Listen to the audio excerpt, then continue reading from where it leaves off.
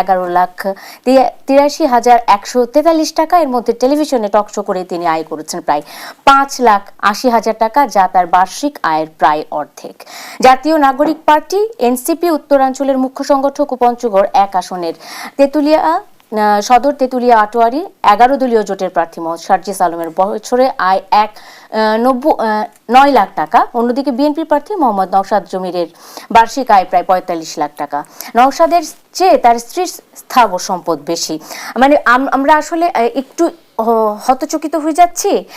আমরা দুজনের কাছে এই প্রশ্নটা রাখতে চাই যে এই যে হলফনামাতে আয়করের যে আয়ের যে হিসাব দেয়া হয়েছে এবং মামলা সংক্রান্ত অনেক বিষয় রয়েছে, সেগুলো না হয় বাদ দিলাম, কিন্তু অর্থ সম্পদের যে বিষয়গুলো রয়েছে সেগুলো আসলে কতটুকু স্বচ্ছ হয়, নাকি এটাই কি আসল, নাকি এই গল্পের পেছনে কোনো গল্প রয়েছে? আমি শুরুটায় মাসুদ কামাল আপনাকে দিয়ে করতে চাই, কারণ আমরা দেখেছি যে একজন প্রার্থীর সম্পদ তার বাবার সম্পদের চেয়েও বেশি, এমনটাও কিন্তু দেখা গেছে অনেক জায়গাতে। মাসুদ কামাল, আপনাকে দিয়ে আলোচনা শুরু করতে চাই। জি, অনেক ধন্যবাদ। এটা অবাক হওয়ার কিছু নয় তো, এটা আমাদের দেশে খুব একটা কমন চিত্র। আপনি এত প্রার্থী হয়েছে, আপনি বাংলাদেশের যে কোনো সচিবালয় যারা আছেন, যে আমলা আছেন, সচিব পর্যায়ে আমলা আছেন, খোঁজ নেন না, হিসাব নেন না, প্রত্যেকে দেখবেন জমিদার মেয়েকে বিয়ে করছে, প্রত্যেকেই। সবার স্ত্রীর সম্পদ বেশি তার চেয়ে। বাংলাদেশে যত ওসি আছে খবর নেন না, সবার স্ত্রীর সম্পদ তার চেয়ে বেশি। এটাতে এখানে অবাক হওয়ার কিছু নেই, এটা দেখে দেখে আমরা অভ্যস্ত হয়ে গেছি। কার নাই? কিন্তু এখন এটা স্ত্রীর সম্পদ বেশি হতেই পারে, বাবার চেয়ে সন্তানের সম্পদ বেশি হতে পারে। এই যে আমাদের এই খুব কেঁদে কেঁদে বলেছিল যে নাকি মানে হাসি কথা বললো কান্না কান্না লাগে, হ্যাঁ মাসুদ, হান্নান মাসুদ, ওর বাবা ইলেকশন করতেছে, ওর বাপের চেয়ে ওর সম্পদ বেশি। তো ও তো কয়েকদিন আগে চাকরির জন্য আন্দোলন করছিল রে ভাই, এবং তার বাড়ি সবচেয়ে ভাঙা খারাপ বাড়ি। সে তো কয়েকদিন আগে চাকরির জন্য আন্দোলন করছে, চাকরি করার জায়গা না। এবং তাদের সঙ্গে খাওয়ার টাওয়ার ছবি তো আমরা দেখছি, খাওয়ার ছবি দেখছি, কি দিয়ে খাচ্ছে, কি পোশাক পড়ছে, এগুলো তো আমরা দেখেছি। কিন্তু 2 বছর পরে দেখা গেল যে সেই হাসান মাসুদি আরেকটা জায়গাতে বলছেন যে তার মানে তারা পারিবারিকভাবেই আসলে অনেক সেই রকম অর্থবিত্তের মালিক এবং তাদের পুকুরই আছে প্রায় 4-5টা। মানে এই বিষয়গুলো আসলে আমাদেরকে কনফিউজ করে না। না, পুকুরটা কার? ওর না ওর বাপের? ওর বাপের তো, তোর বাপের সম্পদ হচ্ছে কম হয় কেমন করে? তাইলে সেক্ষেত্রে স্বচ্ছতা নিয়ে তো তাহলে নিশ্চয় প্রশ্ন উঠে। বাপের সম্পদ হচ্ছে কম হয় কিভাবে ভাই? এরা সব চোর, সহজ সরল বাংলায় সব চোর। এই চোরগুলি গেছে এখন মন্ত্রী মিনিস্টার হওয়ার জন্য, এমপি হওয়ার জন্য। ভাই আমাদের দুর্ভাগ্য হলো এটাই, আমরা ভোট দিয়ে বড় চোর ছোট চোরের মধ্যখান দিয়ে একটা নির্বাচিত করি। আমি অদ্দূর যাব না, আপনি আমাকে বলেন যে কি বলে জামাতের আমিরের ইনকাম কত? জামাতের আমির হলো গিয়ে তার পেশা চিকিৎসক, পেশা চিকিৎসক, উনিও চিকিৎসক, ওনার নামে ডাক্তার আছে, উনিও ডাক্তারি পাস করছে ঢাকা মেডিকেল কলেজ থেকে। ওনার পেশা কি? উনি তো ডাক্তারি পাস করলে পেশা চিকিৎসক হয়ে গেল। ওনার চেম্বার কোথায়? উনি কোথায় প্র্যাকটিস করেন? উনি তো যদি নন প্র্যাকটিসিং হন, ডক্টর হন, তাহলে তার পেশা চিকিৎসক হয় কেমন? তার পেশা অন্য কিছু। তো পেশা, তার ইনকাম কত দেখাচ্ছে দেখেন তো, তার ইনকাম কত? তার ইনকাম তো 3 লাখ টাকা, কত টাকা দেখলাম? হ্যাঁ, এরকমই দেখি 3,60,000 টাকা তার বাৎসরিক ইনকাম। তার মানে প্রতি মাসে 25,000 টাকা। এবং কিছু দান থেকেও আসে, কিছু মানে ব্যক্তিগত। ভাই এটা তো মান্থলি ইনকাম। ভাই আমি একটা বেকার লোক, আমি গত 4 বছর ধরে চাকরি করি না, 3 বছর ধরে চাকরি করি না, আমি ইউটিউবে কি করি, আমার তো প্রদর্শিত, আমি তো ইনকাম ট্যাক্স দেই। ইউটিউবে যে ইনকাম করি সেই টাকার অঙ্ক তো ওনার কয়েকশো, মানে ওনার প্রায় 10 গুণ। এটা কেমনে হলো ভাই? বুঝলাম তো আপনি আমারে, উনি যে গাড়িতে ওঠেন, ওই গাড়িতে আমি একটা গাড়ি নেই, আমার আমি গাড়িতে উঠতে পারি না। সেটা বলা হচ্ছে যে যেমনটা আমরা বলছিলাম যে সার্জিস আলমের আসলে কোনো গাড়ি নেই, নিজস্ব কোনো গাড়ি নেই, নিজস্ব কোনো বাহন নেই, এরকমটা বলা হচ্ছে। কিন্তু আমরা কিন্তু তাদেরকে গাড়িতে, দামি গাড়িতে চড়তে দেখি। শুরুর দিকে তারা বলতেন যে তারা বন্ধুদের গাড়িতে করে আসেন, কিংবা কেউ তাদেরকে কেউ সাহায্য করতেও চান, সহযোগিতা করতে চান। এখন আসলে বাস্তবতাটা কি?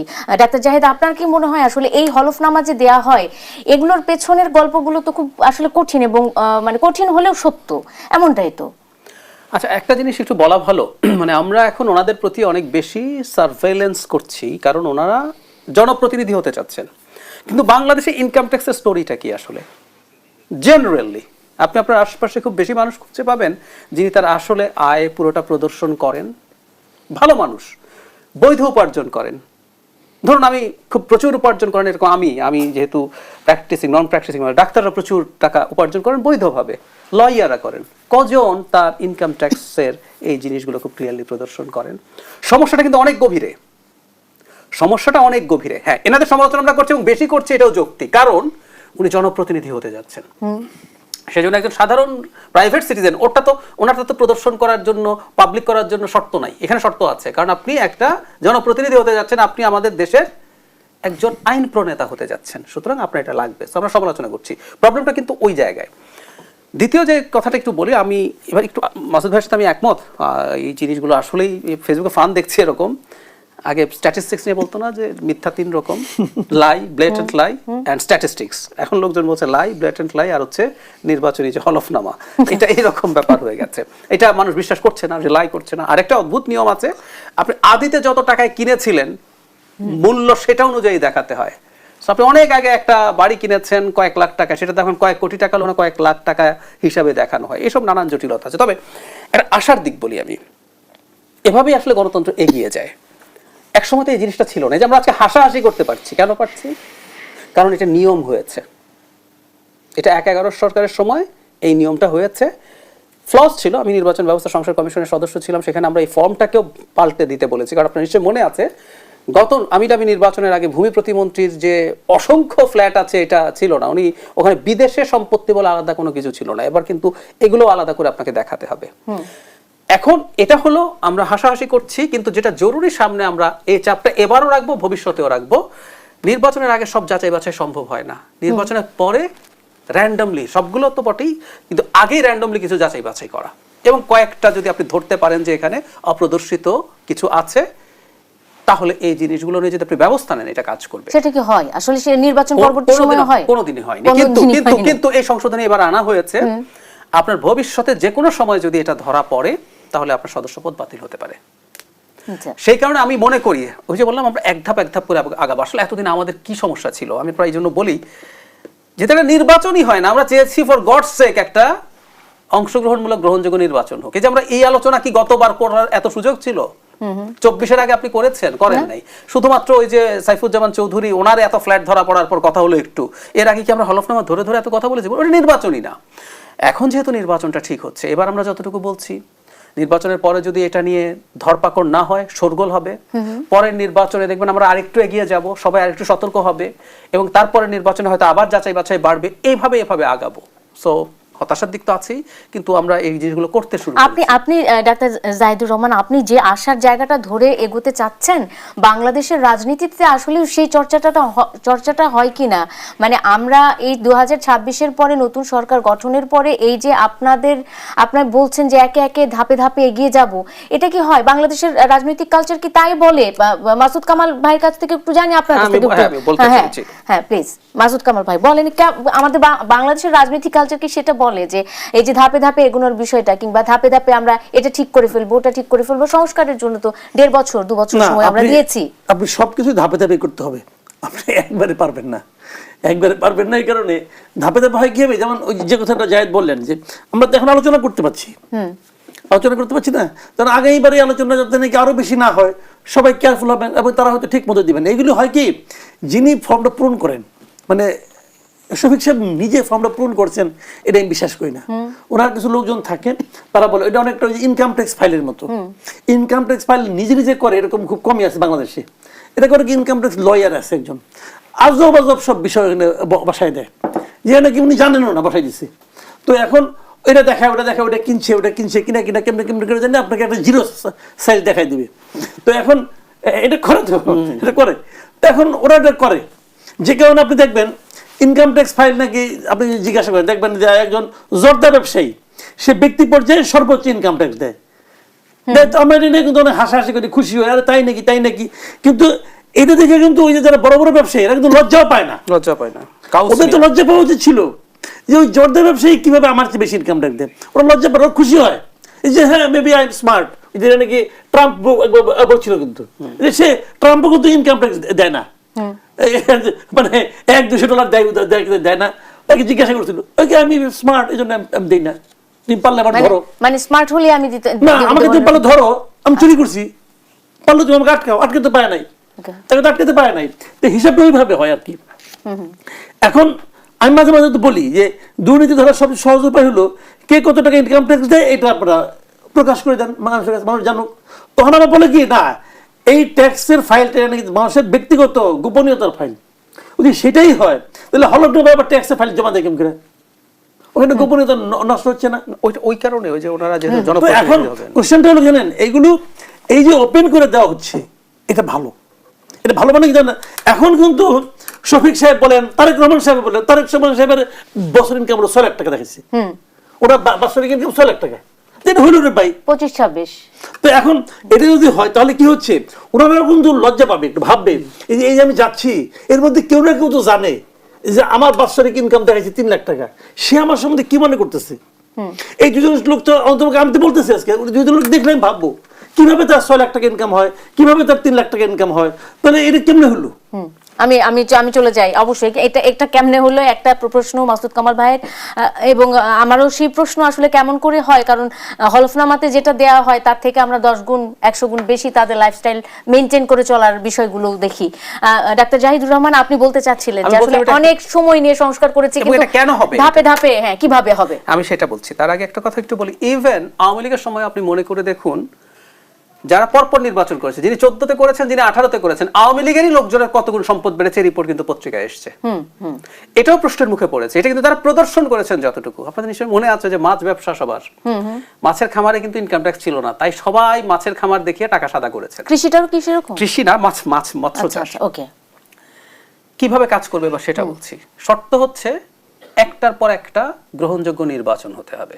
ওকে, এই জায়গাটাতে একটু থামাই দিতে চাই, আমি একটু এই জায়গাটা থামাতে চাই। ডাক্তার জাহিদুর রহমান, ছোট্ট একটা বিরতির সময় হয়েছে, একটা বিরতি নিয়ে ফিরে আসছি। RIL অ্যাঙ্গেল চ্যানেল স্কয়ারবার নিবেদিত দেশ সম্প্রতিকের সঙ্গে থাকুন, ফিরছি এক্ষুনি। বিরতির পর স্বাগত আরেকবার। দেখছেন RIL অ্যাঙ্গেল চ্যানেল স্কয়ারবার নিবেদিত দেশ সম্প্রতিক, সোনিয়া হক আপনাদের সাথে আছি। আলোচনায় ফিরতে চাই।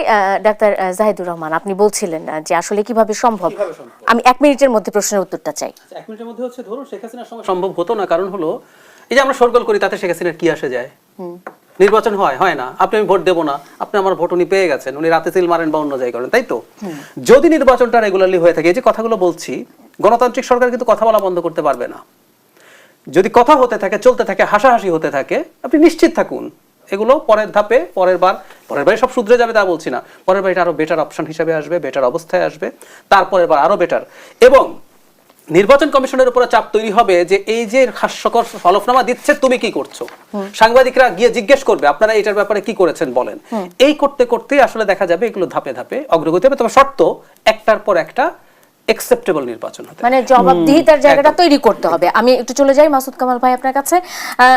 এই নির্বাচন আসলে পরে নির্বাচনের পরিবেশ বা লেভেল প্লেইং ফিল্ড নিয়ে নানা রকমের কথা শুরু হয়, এবং এর মধ্যেই আমরা দেখছি যে নির্বাচনের পরিবেশ নিয়ে অনেকেই শঙ্কা প্রকাশ করছে, এবং নির্বাচনের পক্ষপাতিত্বের এক ধরনের অভিযোগও উঠেছে বিভিন্ন দলের পক্ষ থেকে। আজকে যেমন হাসনাত আব্দুল্লাহ বলেছে যে প্রশাসন মনে হয় বিএনপির দিকে একটু ঝুঁকে আছে, বিএনপি কিছুদিন আগে বলেছিল এনসিপির দিকে প্রশাসন ঝুঁকে আছে। মানে সবকিছু মিলিয়ে আসলে নিরাপত্তা বা লেভেল প্লেইং ফিল্ড, এই বিষয়গুলো তো বেশ গুরুত্বপূর্ণ বিষয়। মাসুদ কামাল, দেখেন এই যে অভিযোগটা না, অভিযোগগুলো কিন্তু অসত্য না, এই অভিযোগগুলিকে আপনি উড়িয়ে দিতে পারবেন না।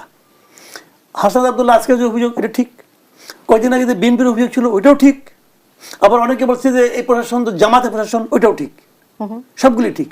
ঠিক এই কারণে যে এই প্রশাসন তো কনফিউজ প্রশাসন। আপনি এখন যখন আওয়ামী লীগ ছিল, আওয়ামী লীগ কিন্তু যখন একটা লোক ধন প্রশাসনে যে ডেপুটি সেক্রেটারি, সে তার চাকরি হচ্ছে কবে? আজকে যে ডেপুটি সেক্রেটারি, আজকে যে ডিসি বিভিন্ন এলাকার যে 64 জেলার যে 64 জন ডিসি, এদের চাকরি হচ্ছে কবে? আওয়ামী লীগ আমলে। সবার চাকরি হচ্ছে আওয়ামী লীগ আমলে, হয়েছে না? তাহলে আওয়ামী লীগ আমলে কি মনে করেন আপনার জামাতের ডিসিকে তারা নিবে? নাই। বিএনপি ডিসিকে নিবে না। তাহলে বলবেন আপনি যে না ভাই, আমি আসলে আওয়ামী লীগের কথা বলছিলাম, কিন্তু আসলে আমি গুপ্ত জামাত ছিলাম, আসলে আমি গুপ্ত বিএনপি। তাহলে ওনারা সবাই গুপ্ত, ওকে ফাইন। এই গুপ্ত লোকগুলি এসে নিয়ে চাকরি করছে। তাহলে এখন যদি আমি প্রশ্ন করি, যে লোক ওই সময় গুপ্ত ছিল, সে লোক তো এই সময় গুপ্ত হইতে পারে ভাই, এখনো সে গুপ্ত। এখন সে বলতেছে আমি জামাতের, বলতেছে আমি আওয়ামী লীগ, বিএনপির, আসলে তারা গুপ্ত আওয়ামী লীগ। যদি আমি বলি আপনারা ফিরাবেন কি দিয়া? এই কথা তো লজিক্যাল কথা তো। মানে এখন প্রমাণ তো করতে হবে। এখন কোশ্চেনটা হলো কি, এরা সবাই গুপ্ত হচ্ছে কেন, এরা সবাই গুপ্ত হতে চায় কেন? চায় এই কারণে তারা মনে করে যে ভাই আমার তো চাকরিটা রক্ষা করতে হবে। মাঝখানে একবার আওয়াজ উঠলো না যে 2018 নির্বাচনে যত ডিসি ছিল সবার চাকরি নাই, সব এসপি চাকরি চলে যাবে, এরকম কিন্তু আওয়াজ উঠছিল, ওএসডি করছিল, অনেকগুলোই করছিল। তো এখন কি হবে, এখন সবাই যাবে আমি তো ডিসি হবো না, ওই ঝামেলার মধ্যে যাওয়ার দরকার নেই আমার, যদি চাকরি চলে যাওয়ার পরে কে আসে না আসে কোনো তো ঠিক নাই। তো এখন এই যে জায়গাটা, যে যদি তারা জানতো যে আমাদের পেশাদারিত্বের ক্ষেত্রে কোনো ধরনের দলীয় প্রভাব আসবে না পরবর্তী সময়ে, আমরা প্রফেশনাল আমলা হিসেবে কাজ করতে পারবো বাকি জীবন, স্বতঃস্ফূর্তভাবে, তাহলে কিন্তু স্বাধীনভাবে। সমস্যা হতো না। কিন্তু সমস্যা হয়েছে যে শেখ হাসিনা আমলে, এটা আসলে শুরু হয়েছে 2001 সাল থেকে, মানে তারপরে শেখ হাসিনা এটাকে একদম একটা অসাধারণ পর্যায়ে নিয়ে গেছে সে, যে এই সময়ে মানে তারা এটাকে এত দলীয়করণ করছে, এত রাজনীতিকরণ করছে, যে এখন এটা প্রতিদিনই আগের দিনের চেয়ে খারাপ হচ্ছে, আগামীতেও খারাপ হবে। দেখেন ছোট ছোট পোলাপান ডিসি নিয়োগ দিছে, এই জন্য আজকে এক ছোট পোলাপান যে ওসি বলতে পারে যে এক এসআই আগুন দিয়ে পুরাই দিছি। একটা বিরতি নেই, বলতে আরেকটা পারে। বিরতি নেই, কি করবে আরেকটা না বিরতি ভাই? নেই। মাসুদ কামাল ভাই ফিরে আসছে একটা বিরতি নিয়ে। আরআইএল অ্যাঙ্গেল চ্যানেল স্কয়ার বার নিবেদিত দেশ সম্প্রতিকে আরেকটা বিরতি নিয়ে ফিরছে, এক্ষুনি সঙ্গে থাকুন। বিরতির পর স্বাগত আরেকবার, দেখছেন আরআইএল অ্যাঙ্গেল চ্যানেল স্কয়ার বার নিবেদিত দেশ সম্প্রতিক। সোনিয়া হক আপনাদের সাথে আছে। প্রার্থীদের হলফনামা কতটা স্বচ্ছ আলোচনা থেকে শুরু হয়েছিল, এবং আমি একটা ছোট্ট মাসুদ কামাল ভাই আপনার কাছে আলোচনাতে যাবার আগে একটা ছোট্ট খবর বলতে চাই। সেটা হলো জাতীয় নাগরিক পার্টি দক্ষিণাঞ্চলের মুখ্য সমন্বয়ক হাসনাত আব্দুল্লাহ বলছেন, আমরা চেয়েছি একটা ব্যালট বিপ্লব, কিন্তু আমরা দেখতে পাচ্ছি কতিপয় রাজনৈতিক দল তাদের মার্কা বিলুপ্ত করে দিয়ে অন্য একটা দলে একীভূত হচ্ছে। যারা একটি দুটি সিটের জন্য দলকে বিক্রি করে দিচ্ছেন, তারা নিজেদের দলের প্রতি অন্যায় করেছেন।